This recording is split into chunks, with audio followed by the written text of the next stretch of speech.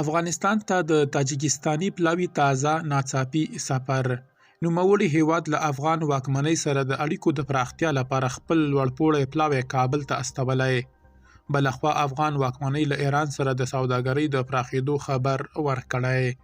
بشپړ جزئیات په ویډیو کې تر پایه وګورئ. پتمنو لیدونکو ستړي مه شئ. د پاکستان له ستونزو او کشالو سره د افغانستان د سوداګرۍ د کموالي له امله له ایران او منځنۍ اسیا سره د افغانستان سوداګرۍ چټکه وده کړې ده.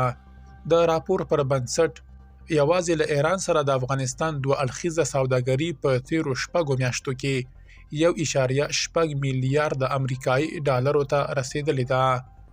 د تاجکستان یو لوړپوړی دولتي پلاوی کابل ته تللی ترڅو له افغان واکمنۍ سره د سیاسي، اقتصادي او امنیتي همکاریو د پراختیا او سیمه ایزو تعاملاتو په اړه بحثونه وکړي. د سرچینو د معلوماتو له مخې تمه ده چې دغه پلاوی له افغان واکمنۍ سره په دوشنبه کې د افغانستان د سفارت په اړه هم خبرې وکړي. په دې پلاوي کې د تاجکستان د بهرنیو چارو وزارت، امنیتي ادارو او نورو مهمو بنسټونو استازي شامل دي.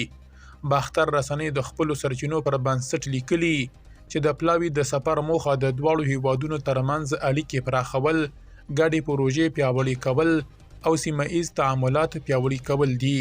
ټاکل شوی دغه پلاوی له افغان واکمنۍ سره د همکاریو او ګډو پروژو په اړه مفصل بحثونه وکړي. همدارنګه تمه ده چې په دوشنبه کې د افغان سفارت د فعالیت او نورو تخنیکي مسلو په اړه هم خبرې وشي. یاد اژانس دا سفر د تاجکستان له لوري د تعامل په بدلون تعبیر کړی او وایي چې دواړه هیوادونه غواړي په سیمه ایزو چارو کې همغږي او همکارۍ ته وده ورکړي. درنو لیدونکو له ملتیا مننه.